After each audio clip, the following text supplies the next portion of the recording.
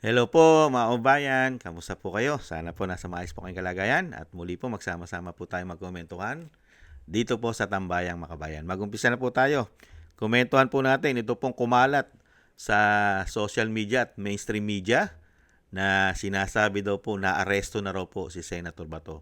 Ito naman po pala'y walang katotohanan.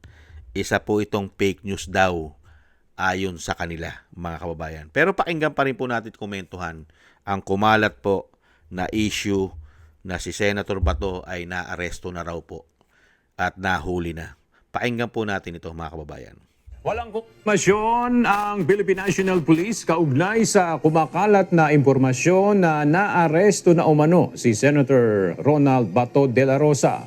Ang pahayag ni Interior and Local Government Secretary John B. Rimulya sa isang text message ngayong araw. Si Senator de la Rosa ay may existing warrant of arrest sa International Criminal Court o ICC bilang co-cons. Nakita niyo po mga tambay, inaaresto ang isang senador para po dalhin sa ibang bansa sa The Hague, ICC, na hindi po tayong miyembro at may sarili po tayong soberenya at may sarili po tayong judicial. Ganyan po katindi ang ating bansa. Sunod-sunuran po sa ICC na sinusuka na po ng Amerika at karamihang kasapi nito. Isinusuka na. Pero pagdating sa Pilipinas, hindi po sinusuka, binabayaran pa yata, di umano. Pakinggan po natin si Atty. Torion about po sa kumalat na issue, mga kababayan. Pakinggan po natin ang kanyang pahayag. May mga balita na naaresto na raw si Senador Bato de la Rosa. Ano po ang nangyari base po sa inyong pagkakaalam? Well, actually, pareho tayo. Nakatulog kasi ako. Nahiya nga ako. Meron akong kaibigan sana na ka-meeting kasi wala akong tulog kagabi. 1 hour lang kay may cross-examination ako kanina umaga sa isang malaking kaso. Nagtaka ako bakit yung cellphone ko ayaw ayaw mag-stop ng ring. Mga kaibigan ko pala sa media tumatawag seeking confirmation as to whether or not na-aresto na nga si Senator Bato. So what I did was to call one of the close members of the family in order to confirm kung totoo. Wala naman sila ding balita. Sila rin nakakatanggap din ng balita. So tumawag tayo sa ating mga kaibigan din sa different so wala din daw. So yun po, wala po akong natanggap na tawag kung totoo po yan.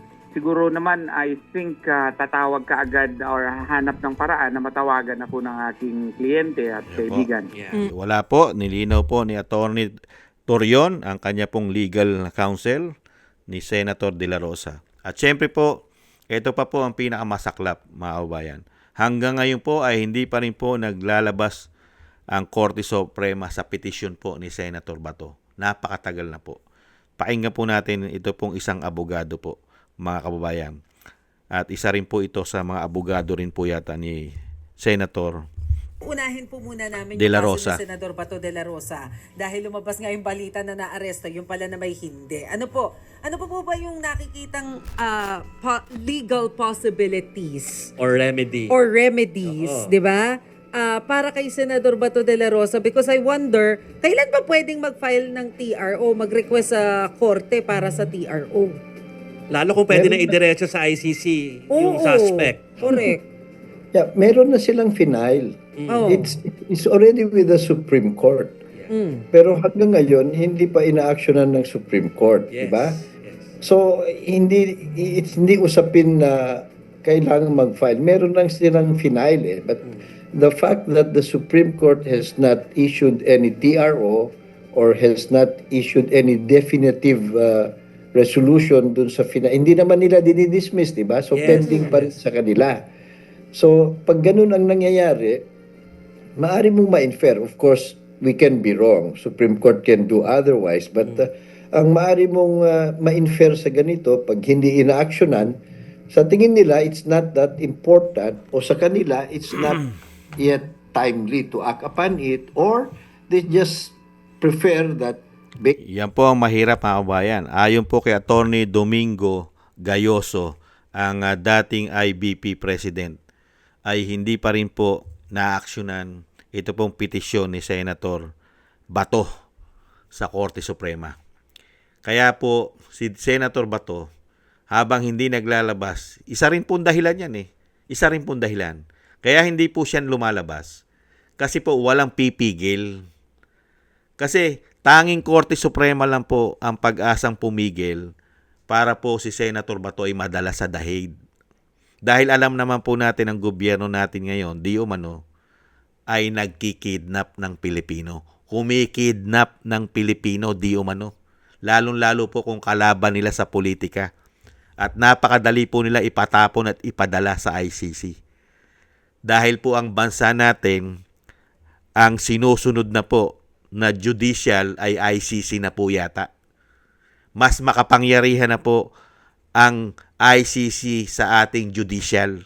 Pagka kumuha at nagsampa o nagbigay o sinabing meron na silang warrant of arrest at dinala na nila sa Pilipinas, lahat po ng nakaupo ngayon sa gobyerno, pati ang DOJ, NBI, at pati po yata ang kapulisan at pati po kasundaluhan ay sunod-sunuran na po yata sa ICC. Di umano, lalong-lalo po yung tinatawag na Pangulo na bangag na kanyang ate. Dahil nga po ang lumalabas, ayon sa Vice President, ay binabayaran daw o nababayaran ng ICC daw at sumusunod at nagpapakaaso daw ang ICC sa tinatawag na bangag ng kanyang ate. At dito rin po daw sa asong ulol, di umano. Sunod-sunuran daw dahil dito. Dahil dyan. Tama po. Kaya po si Senator Bato ay matalino. Wala po siyang safeguard. Dahil mismo po ang batas po sa atin, pati po ang korte, kayang-kaya po nila. Hindi po ba? Dahil nangyari po kay dating Pangulong Duterte. Hindi po umiral ang due process. Wala pong korte-korte. Pagbaba ng airport, dinala po sa kanila pong kampo. Sa Villamor Air Base na po dinara. Diniretso na po sa Villamor Air Base. Hindi po ba? At hindi na po nila dinala sa korte.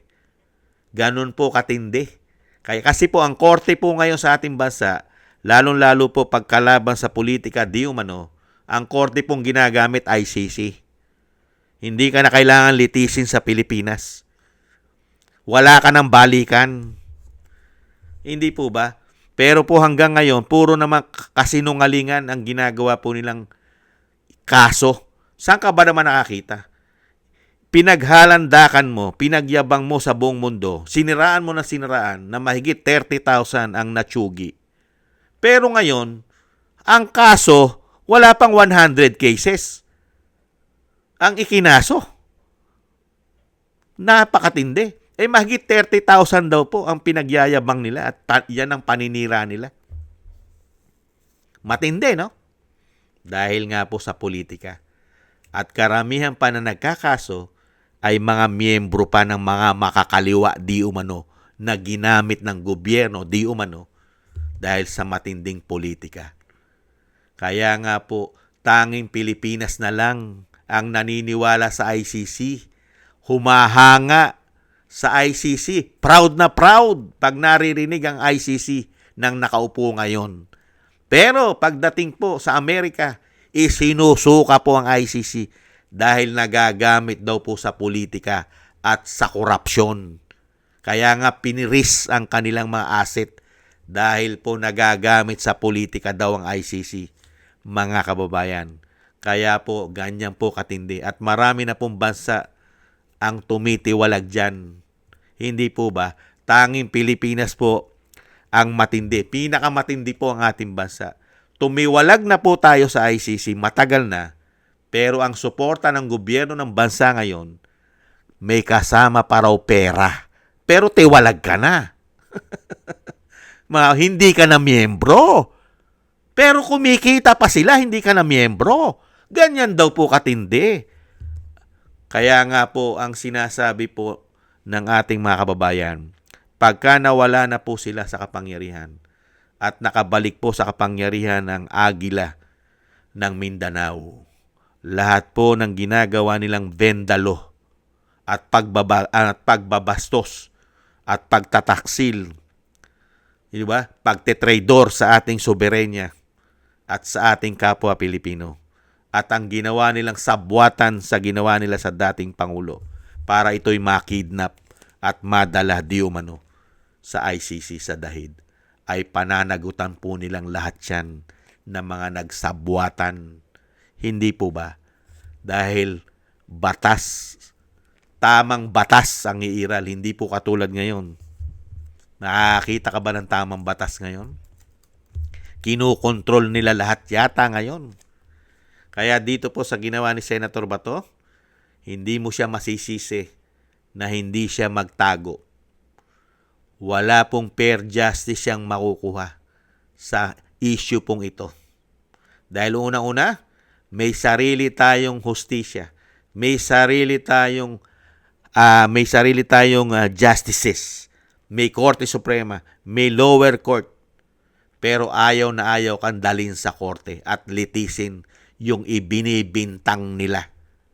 Nakita nyo po? Paano ka hindi magtatago? Kung mauhuli ka, wala ka ng balikan at napakahirap ka ng puntahan ng iyong pamilya dahil napakamahal lang pamasahe. At siyempre, pag pupunta ka pa ron, gagastos ka pa. Hindi po ba? Hindi po lahat ng pamilya mo mapupunta. Limitado lang. Ganyan po katindi at kahayop ang mga tao na yan. Yung naglingkod para protektahan ang daang-daang milyong Pilipino para po dito po sa bisyo na pulburon. Pinoprotektahan tayo ng 6 na taon na hindi po tayo mapahamak, hindi po tayo magawa ng kasamaan kasama po ang mga randing and tandem, masasamang tao. Pinoprotektahan tayo ng Pangulo na pinatapo nila. At ang iginanti po nila ay ipinatapon, ipinakulong ng walang due process. Ganyan po kasama. Ganyan din po sila tumanaw ng utang na loob. Mga kababayan, makahayop na utang na loob ang ginawa po nilang pagtanaw. Saan ka ba naman nakakita? Mas kakampihan mo ang gumagawa ng kasamaan kaysa protektahan mo ang daan-daang milyong Pilipino na hindi gumagawa ng masama at mabiktima ng kasamaan? Unbelievable! Gobyerno ka! Hindi po ba? Hindi ka gobyerno ng masasama! Gobyerno ka ng mabubuting tao na sumusunod sa batas! Hindi po ba? Kung ang Panginoon nga nagpaparusa, hindi po ba pinarurusahan ng masasama? Pero sa ating bansa, ang masasama, ginagawan pa ng museum. Unbelievable na pag-uusapan lang po natin, mga kababayan. Maraming salamat po, mga kababayan. Ingat-ingat po kayo, Senator Bato. At tiis-tiis lang po, mabilis lang naman po ang panahon. At hindi naman po ipagkakaloob na maghari po ang kasamaan sa ating bansa. Matatapos din po ang mga hayop na yan. Hindi po ba? Ingat-ingat po kayo. Maraming salamat po, mga kababayan. At tiis-tiis lang po tayo. Ingat-ingat po kayo. Bye-bye.